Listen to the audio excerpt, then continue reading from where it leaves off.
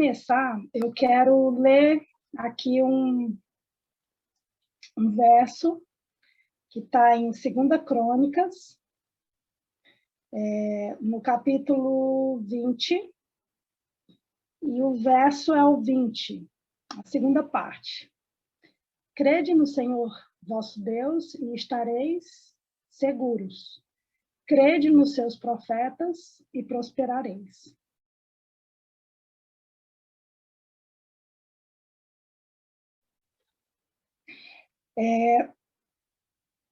Crer no espírito de profecia, crer nos seus profetas. Isso, algumas pessoas, inclusive, que são, inclusive, do nosso meio, falam a respeito dessa nossa crença, digamos que exagerada, né? E algumas pessoas, inclusive eu estava vendo uma palestra do Rodrigo Silva ontem, na qual ele falava que muita gente nos acusa, inclusive do nosso meio, de sermos adoradores da irmã White. E eu discordo disso plenamente. Eu creio que os irmãos também. Porque nós não adoramos a irmã White, nós adoramos a Deus. E eu costumo dizer, quando alguém me convida para pregar, que o Espírito de Profecia não é a irmã White. O Espírito de Profecia é o Espírito Santo. É o Espírito Santo que nos dá esse dom, esse privilégio de entendermos a vontade de Deus. O Senhor não deixa que o seu povo viva sem ser informado, sem ser aconselhado. Ele está sempre nos orientando em tudo. Então, crer nos profetas de Deus é uma forma que a igreja tem para prosperar, para crescer em graça a cada dia. A minha responsabilidade no dia de hoje é estudar com os irmãos, recapitular, né, que eu sei que os irmãos também já estudaram, o capítulo 16 do Conselho sobre Regime Alimentar. E o assunto de hoje fala sobre o regime dietético nos sanatórios. E por quê, né, que Deus quer que sejam fundados, né, esses sanatórios? Por que Deus quer que cada pessoa, na verdade, que sentir o toque de Deus no seu coração, possa estabelecer um lugar, um retiro de saúde, uma instituição, para cuidar das pessoas que estão doentes. E existe um preconceito grande a respeito da palavra médico. E médico missionário são todos aqueles que se determinam, não é necessário fazer a faculdade de medicina. Se você é um médico formado e você se enquadra, se intitula, se alista para ser um médico missionário, perfeito. Mas caso você não seja médico da medicina convencional alopata, você sim pode ser um médico missionário. Isso todos nós podemos ser médicos missionários, tão somente nós estudemos para isso. É muito importante, e Deus tem esse sonho para a sua igreja, esse sonho que nós todos nos coloquemos nesse ministério, de cuidar das pessoas. Há muitos ministérios da igreja aqui no Brasil e no exterior também, e todos nós somos convocados para participar disso. E lembremos que há um trecho, eu não lembro exatamente qual livro, mas há um trecho, vou falar com minhas palavras, que diz que nos dias finais o povo do mundo estará tão doente, tão adoecido, e quem cuidará deste povo seremos nós, todos aqueles que se empenham em conhecer um pouco mais sobre os remédios da natureza e das formas de Deus de curar. E no momento em que nós não pudermos mais comprar nem vender, nós seremos cuidados por cuidar das pessoas. Deus vai dar o nosso suprimento é como se fosse o nosso pagamento. Nós seremos os cuidadores das pessoas que estiverem adoecidas E essas pessoas vão atender às nossas necessidades básicas, né, como alimento, água e tudo mais. Então, assim, Deus deseja que essas instituições se estabeleçam para que nós possamos cuidar dos doentes que estão no mundo inteiro, né? Às vezes é seu vizinho, às vezes é um parente, às vezes é alguém de dentro da sua casa. E essas pessoas, elas precisam estar aos cuidados desses médicos missionários, porque são pessoas que são tementes a Deus. E um outro critério no estabelecimento dessas instituições é tratar as pessoas sem drogas, sem os remédios, né, tão conhecidos, proporcionando a elas regime simples, saudável e agradável, saboroso. E uma coisa muito importante que a irmã White sempre frisa é que nós não devemos, quando estabelecemos essas instituições, eu já trabalhei em algumas, inclusive, não estabelecer um regime de fome, porque muita gente acha, né, sendo extremista, que quem vai para essas instituições precisam passar fome. E isso não é verdade. A gente tem que fornecer um alimento saudável, gostoso, simples, mas numa quantidade que supra a necessidade daquela pessoa, para que isso não afaste as pessoas do programa de saúde. É fundamental que os alimentos sejam saudáveis, né? Quanto menos produtos desembalados, melhor. Tudo deve ser, de preferência, descascado. Combinados de tal maneira que façam pratos saborosos. E uma coisa muito importante que nós devemos observar é a combinação dos alimentos. Isso é falado várias vezes durante este capítulo, mas eu vou fazer aqui, abrir um parêntese. A combinação dos alimentos, ela é básica, porque muitas vezes nós temos os alimentos saudáveis, só que combinamos de tal maneira, e isso faz com que a pessoa adoeça.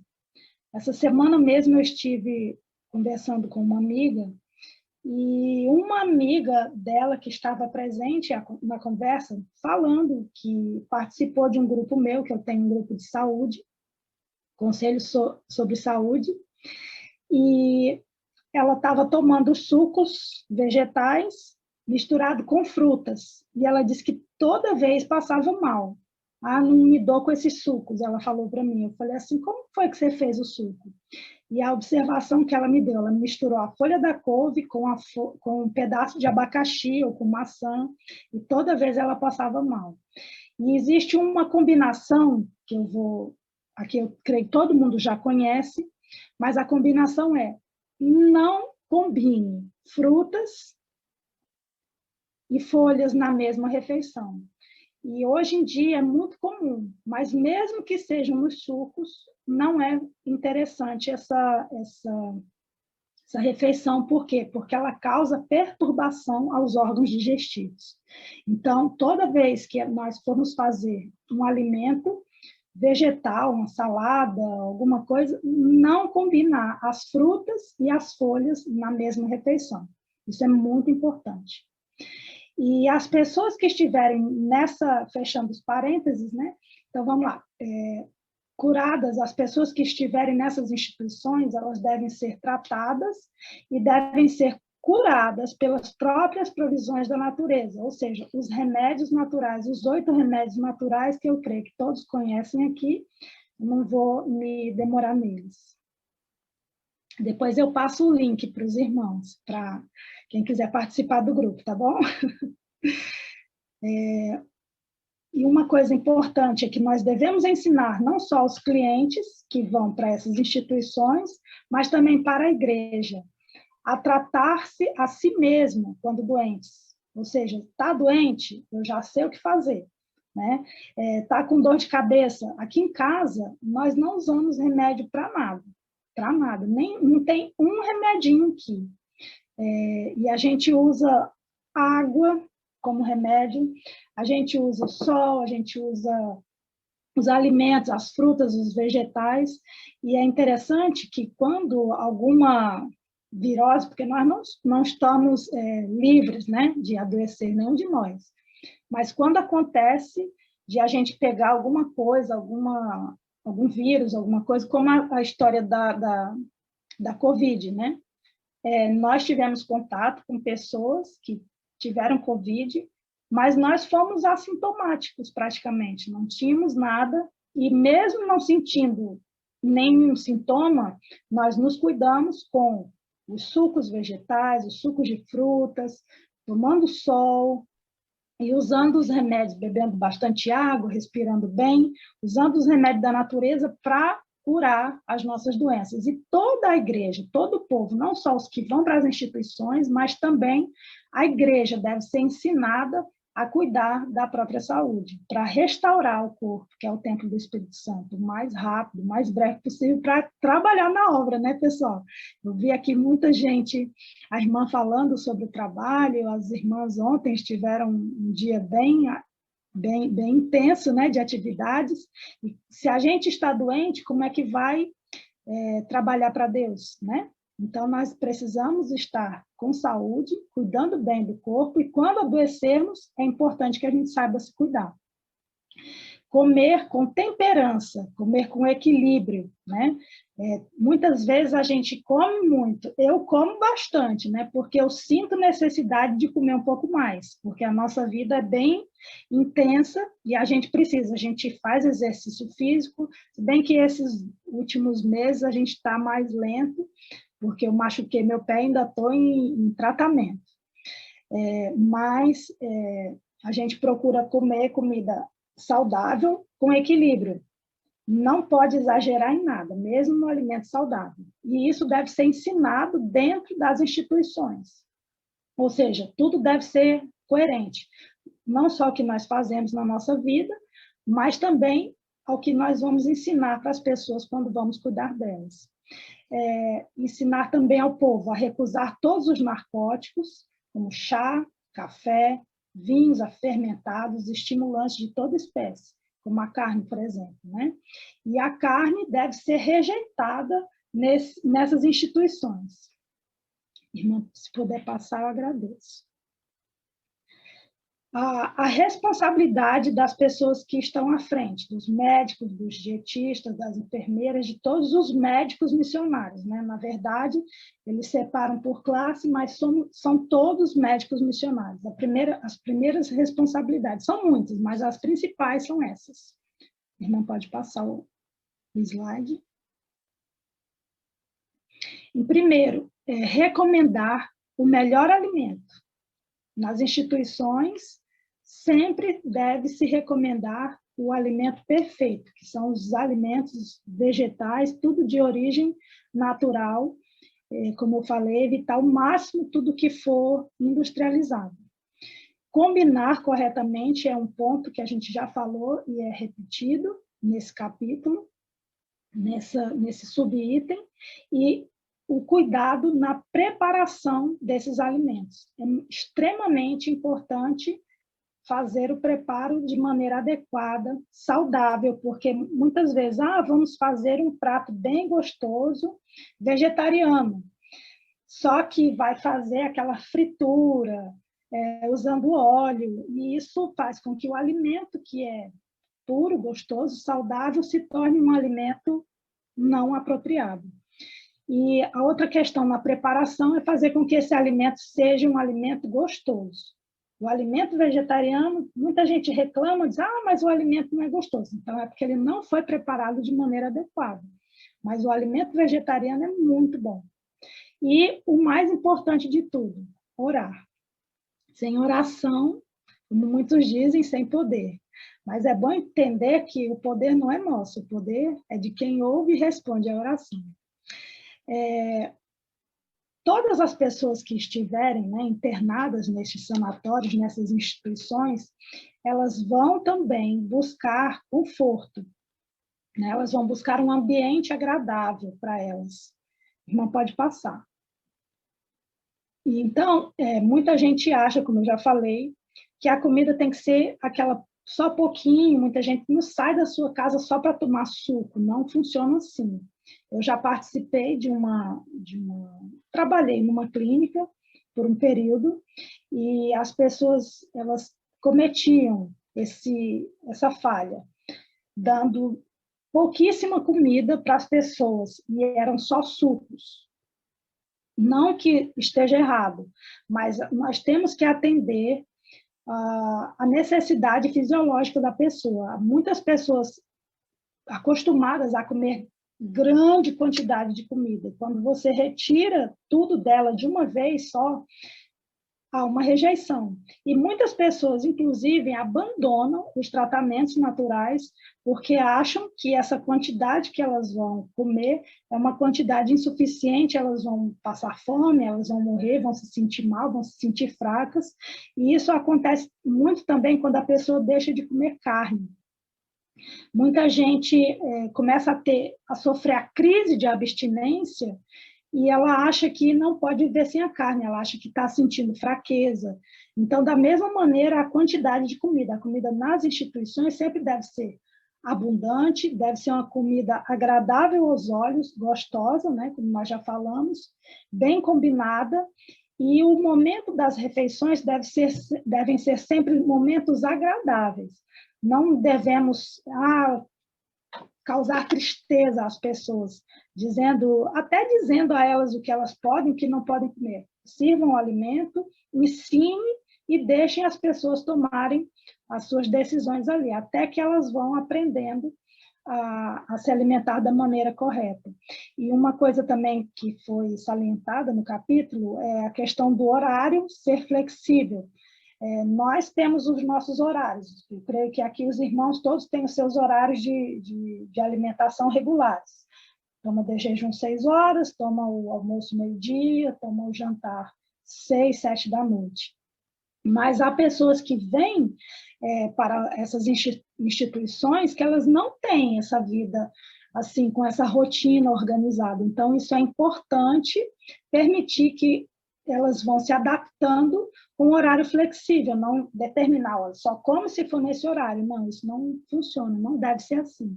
Nós devemos ser flexíveis nessas instituições e todas as pessoas que nós trouxermos para a nossa casa, porque você com certeza recebe pessoas na sua casa que você pode orientar, né?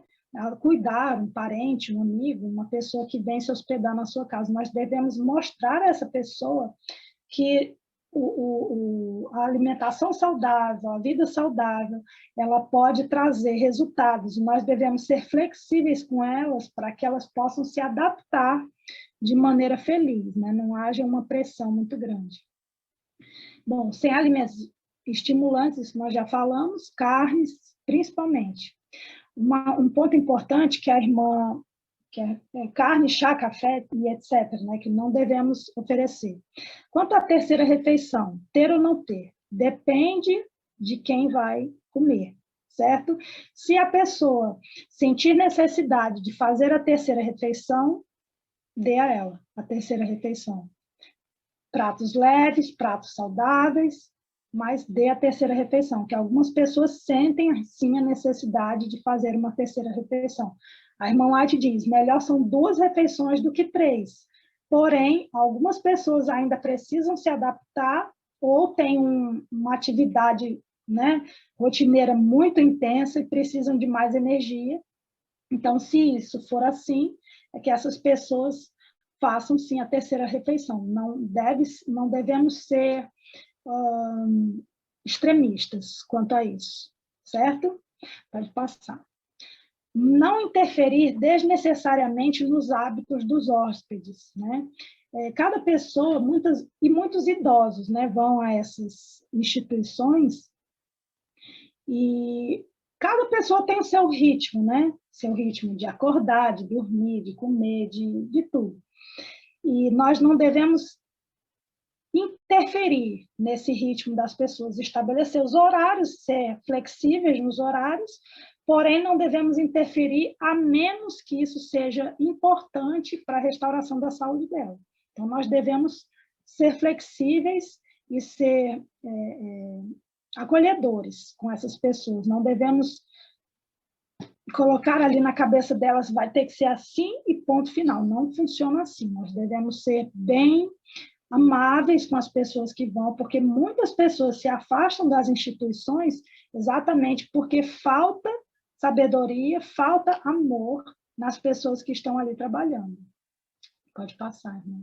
O ambiente deve ser alegre e acolhedor. Os hóspedes, né, eles devem se sentir como se estivessem em casa, quando estiverem nessas instituições. Então, se eu já falei semana passada, se algum irmão tem interesse um dia em empreender nos restaurantes, né, como falei semana passada, ou numa instituição, um retiro de saúde, lembre desses detalhes, isso é muito importante. E se você vai receber as pessoas na sua casa para cuidar delas, eu conheço algumas, inclusive alguns irmãos em São Paulo, fazem das suas casas retiros de saúde, ou alugam casas assim, em pontos interessantes, como praias, serras, e eles recebem essas pessoas para auxiliar. Lembrar sempre que o ambiente deve ser alegre e acolhedor. Sentir-se em casa faz parte da primeira parte, né, do tratamento. Porque se você não se sente bem, se você não se sente à vontade no ambiente, você não vai ter uma resposta boa na restauração da saúde. Pode passar, né? E lembrando que tudo deve ter regras. Sempre devemos ter regras. Elas devem ser flexíveis, sim, mas também devem ser coerentes com os nossos princípios e não devem ser arbitrárias. Pode passar. A educação deve acompanhar a reforma. O que quer dizer isso? As mudanças devem ser graduais. Não devemos dizer à pessoa, olha, você, a partir de hoje, vai ter que comer dessa forma, você vai ter que fazer isso, você vai ter que fazer aquilo e ponto final. Não funciona assim. Todo hábito ele leva tempo para ser estabelecido. Não só os hábitos alimentares, mas também os outros hábitos, como exercício físico, como tomar o banho de sol, por exemplo, beber água na quantidade certa, nos momentos certos. Todos esses hábitos devem ser colocados para as pessoas, né, de maneira gradual, sem pressão psicológica, porque faz com que as pessoas se retraem, porque elas não queiram mais participar daqueles momentos e não queiram crescer na sua construção da saúde. Como eu já falei, ter cuidado com os extremos. Sempre, sempre, sempre ter equilíbrio no tratamento com as pessoas. Pode passar. O ambiente deve estar impregnado de influência religiosa. Isso influenciará na cura do doente. O texto que eu vou ler a seguir, ele é maravilhoso. E isso nós devemos ter não só nas instituições, mas em toda a casa de todo cristão adventista que se propõe a viver a mensagem de saúde. Nós devemos sempre influenciar as pessoas para que elas possam ter uma resposta importante. Pode passar, irmão. Os pobres doentes, dispépticos, precisam de muitas palavras de animação, seja o sanatório ou o seu lar, impregnado da influência religiosa de um lar cristão. Isso será de molde a promover a saúde dos pacientes. Todas estas coisas têm de ser manejadas com cuidado e oração. O Senhor vê as dificuldades a serem ajustadas e será vosso ajudador. Lembrando, mais uma vez, sobre a carne. A carne não deve ser oferecida nos sanatórios e nem nas vossas casas. Profissionais de saúde, os que estiverem envolvidos, né, seja com a limpeza do ambiente, seja um médico missionário ou seja um profissional que cuida da limpeza do ambiente. Ninguém deve consumir carne, para que não haja incoerência, né? Não devemos prescrever a carne de maneira alguma para nenhum dos clientes, nenhum dos pacientes, e abrir exceções em casos extremos. Pode passar. Não deveis fazer prescrições, dizendo para que os hóspedes nunca devam usar os alimentos cárneos, mas todos eles devem ser educados com palestras, com filmes, vendo a necessidade que nós temos, que nós devemos inculcar em nossas mentes de não consumir o alimento carne e deixar aí penetrar a luz.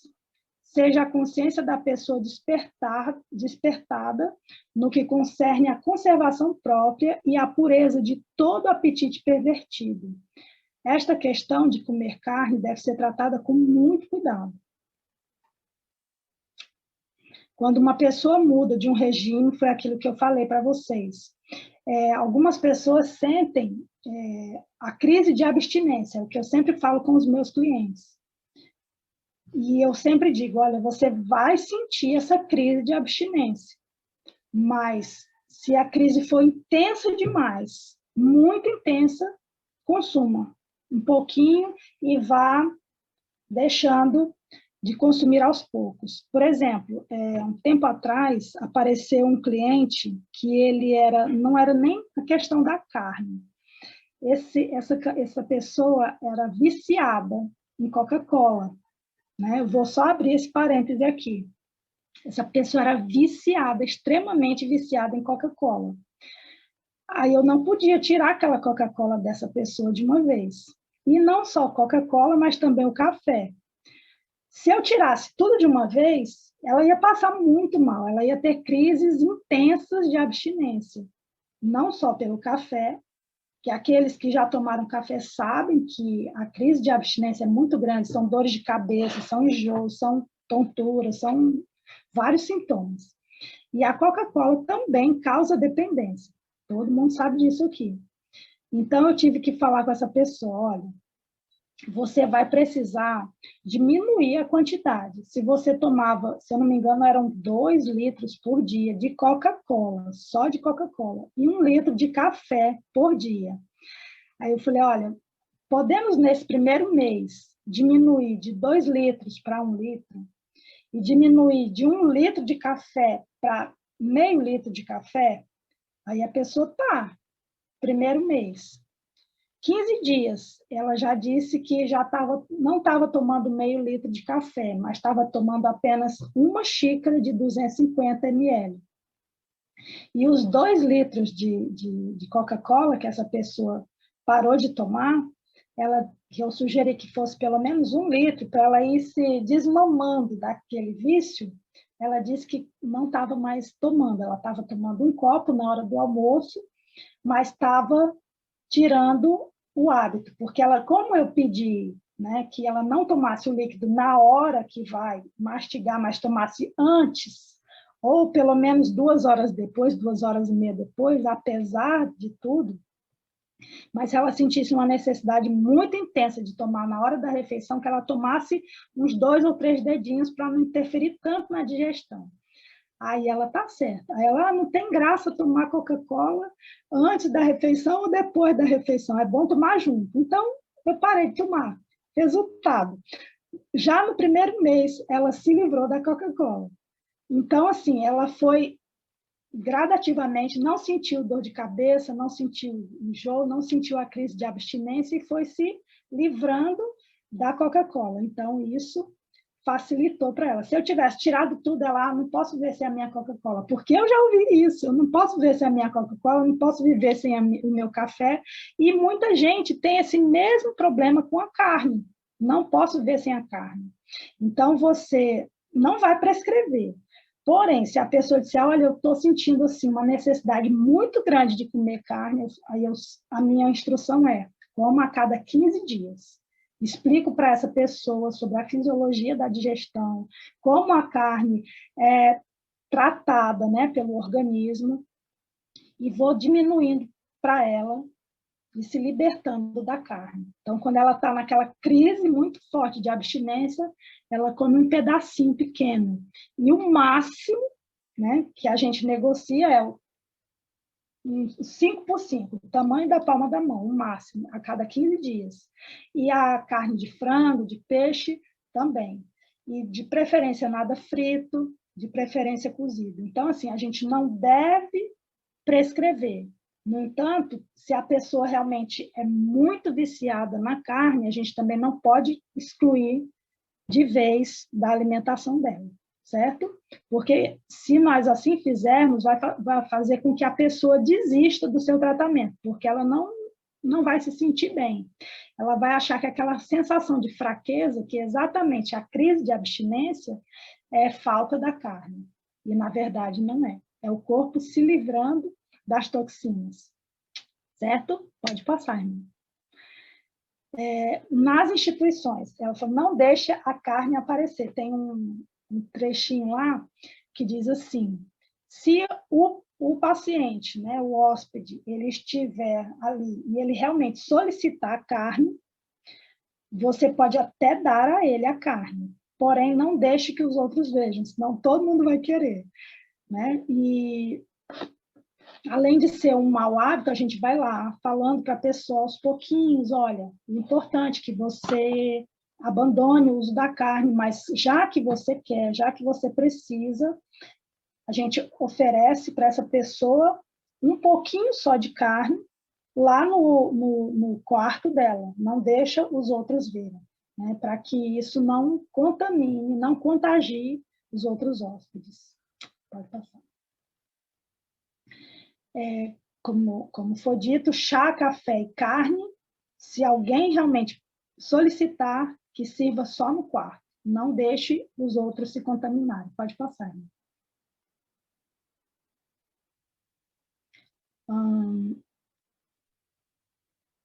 Pode passar, isso aí eu já falei também. Bom, os alimentos mais indicados para aquelas pessoas que estão acamadas, que estão sem mobilidade, são as frutas e as verduras, certo? São os melhores alimentos para as pessoas mais debilitadas. Não existem outros. São os mais indicados. No entanto, algumas pessoas, por conta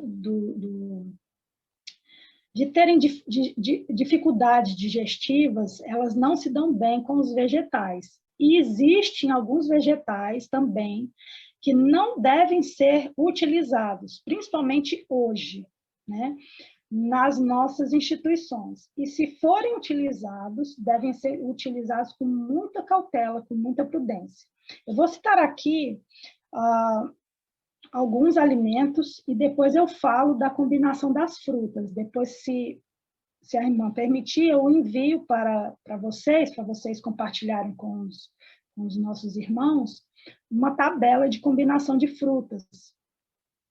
E isso é muito importante, combinar bem as frutas. Nós não devemos comer todas as frutas misturadas.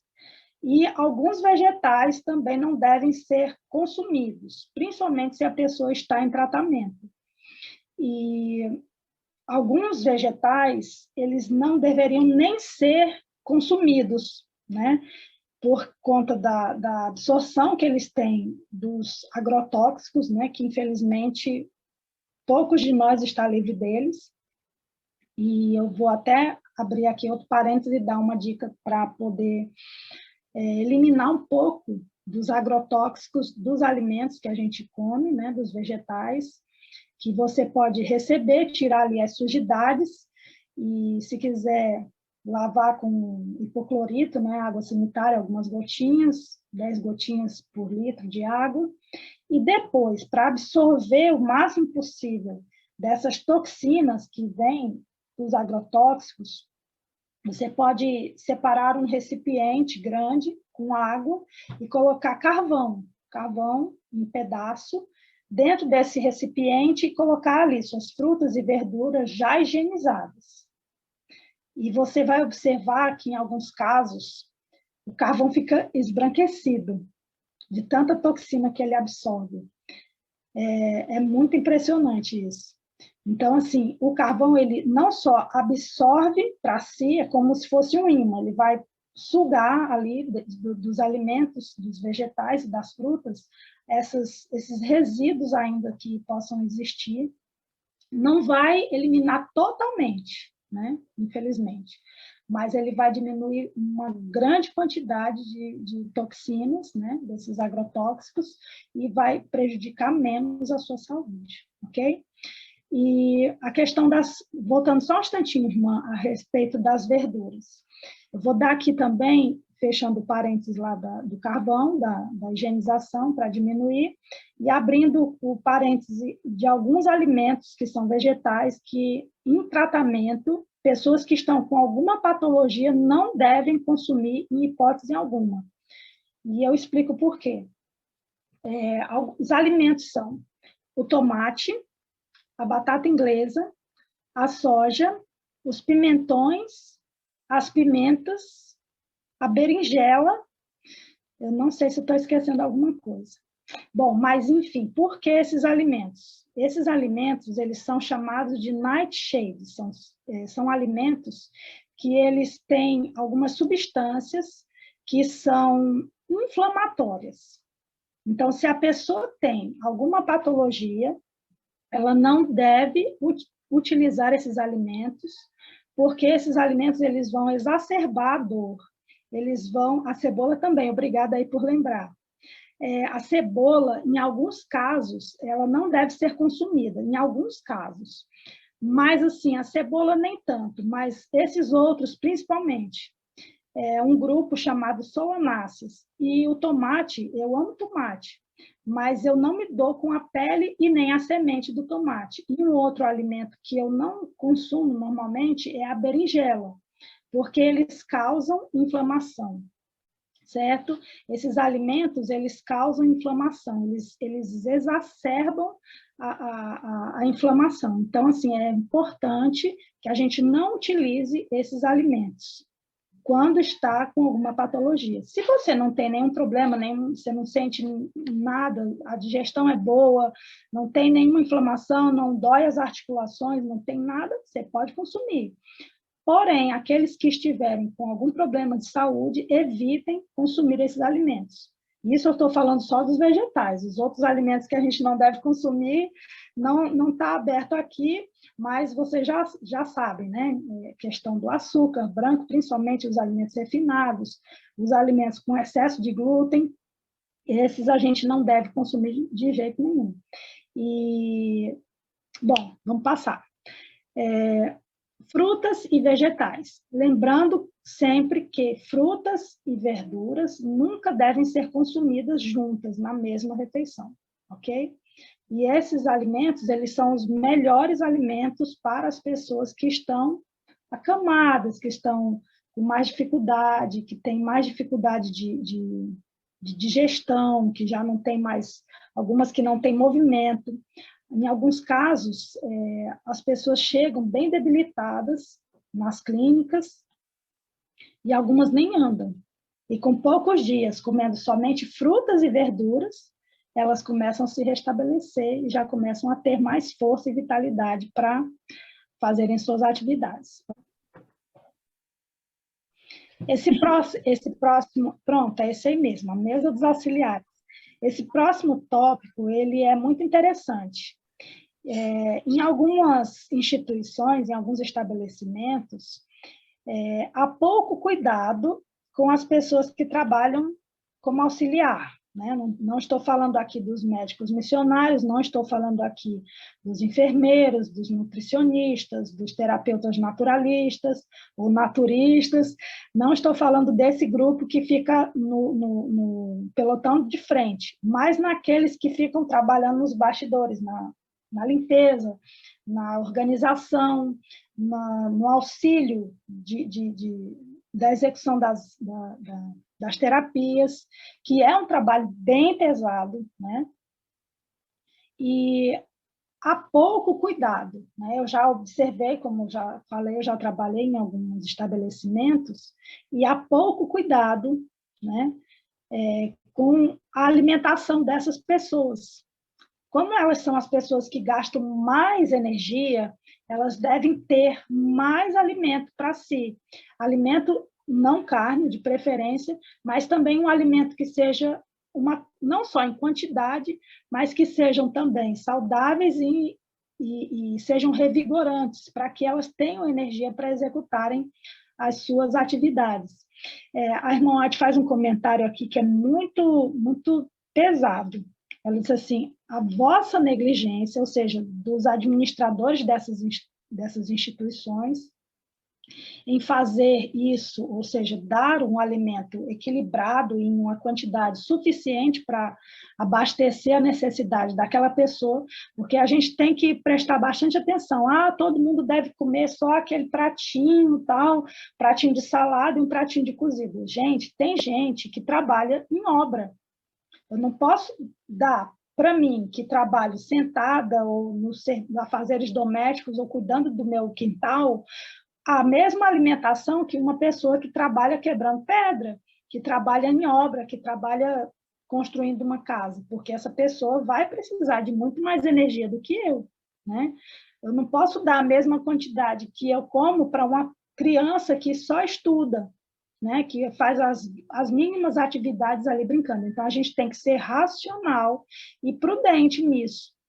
Muita gente quer que as pessoas que trabalham, né, nessas clínicas, como a mesma quantidade dos outros. Ali, a ração é igual para todo mundo, não funciona assim. Cada pessoa tem uma necessidade de alimento diferente, uma quantidade de alimento diferente, uma necessidade diferente. Então, a gente tem que dar segundo a necessidade de cada um. Certo, eu vou já encerrar aqui, tá bom? Então, vamos lá. Então, só terminando o texto aqui.